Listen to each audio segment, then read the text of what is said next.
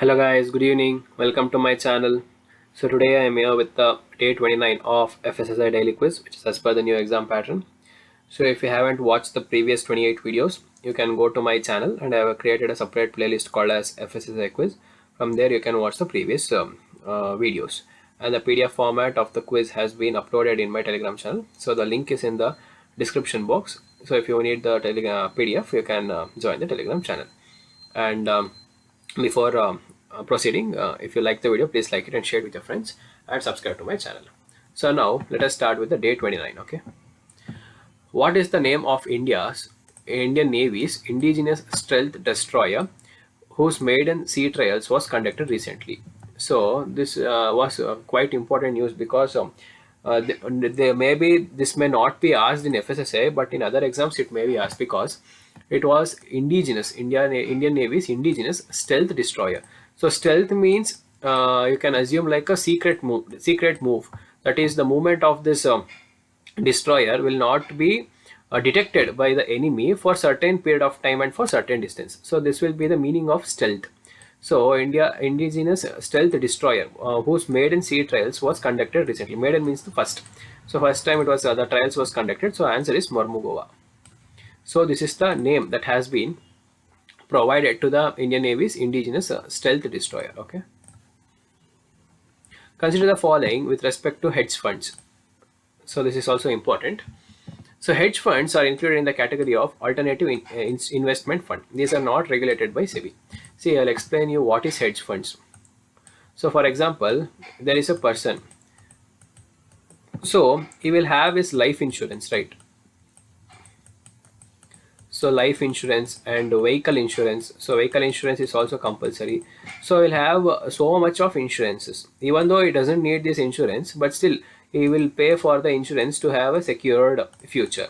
So likewise, a hedge fund means so you're investing in a stock market.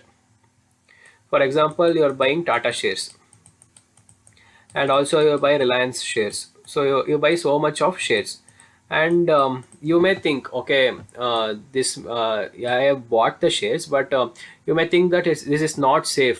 So instead of that, you create one more fund like thing or an account like thing, and you keep on putting some amount of money to this. So if in some cases, if this the shares fails, that is the price of the share goes down tremendously, then you will face a huge amount of losses due to these shares.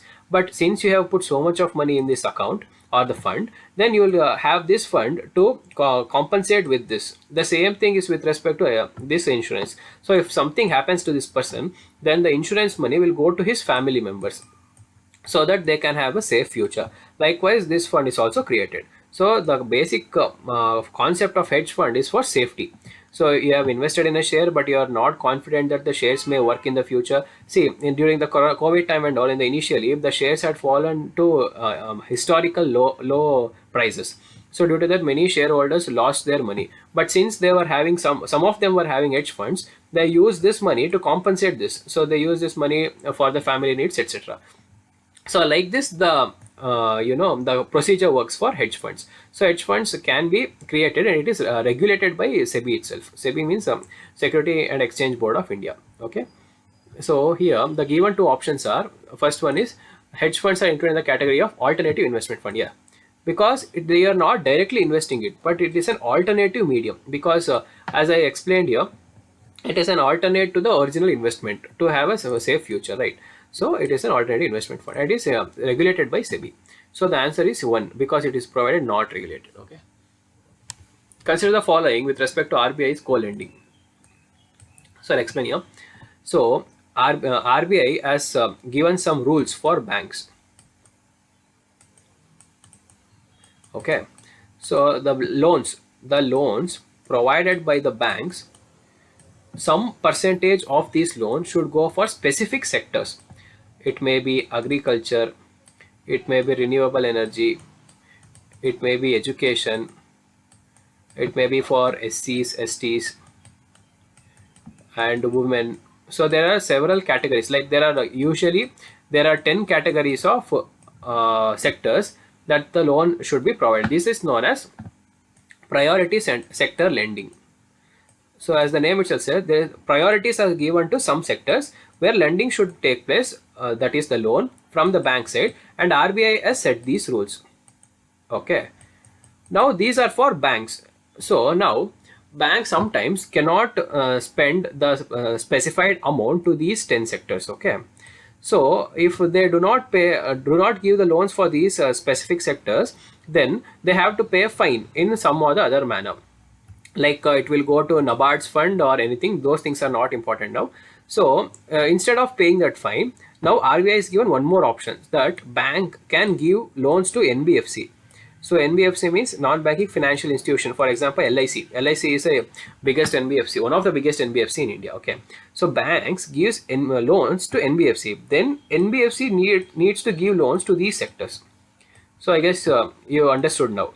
So initial PSL, that is priority sector lending, means banks should give loans to these specific sectors, some percentage, not 100%. It is usually around 40%. So now RBI has given one more option. If this is not met, then you can give loans to NBFC, but these NBFC should give loans to this sector. It is like an indirect lending, and this process is known as co-lending. So remember this. These so much of knowledge will not be asked in FSSI, but it can be important for other exams. Okay, please have this in mind. So it is revised version of RBI's co-organization to loan scheme. So it is a revised version, right? Because the loan scheme can be now given to NBFC. So this is correct. Under the RBI's co-lending model, banks are permitted to co-lend with all registered NBFCs based on a prior agreement.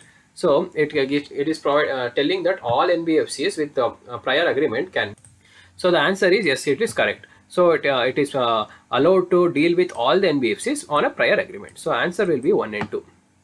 So these concepts are very important to understand. It will these kind of questions will be surely asked in other examinations like RBI or SEBI and SSC also. So if you are preparing for those kind of examination, this question will be important. So you can read these things in the PDF format. So who is the CEO of FSSAI? So the CEO is Arun Singhal. So he's an IAS officer. So he is the CEO. Usually these kind of posts will be given to IAS itself. Who is the chairperson? See, he was recently elected, that is selected, Rajesh Bhushan. So remember this, this can be an important question. Rajesh Bhushan IAS is the chairperson of FSSAI. So consider with respect to Essential Commodities Act. So why I took this act, because the FSSAI Act was constituted by amalgamating eight acts, where two were acts and six of them were orders, and one of them act was Essential Commodities Act. So it can be important. Okay, the Essential Commodities Act is an act of the Parliament of India which was established to ensure the delivery of certain commodities or products, the supply of which is obstructed owing to hoarding, black marketing would affect the normal life of the people. Okay, the state can include new commodities as and when they need, and only center can take them off in the list. The act empowers central and the state government concurrently to control production, supply and distribution. See, yes, the Essential Commodities Act objective was the first option.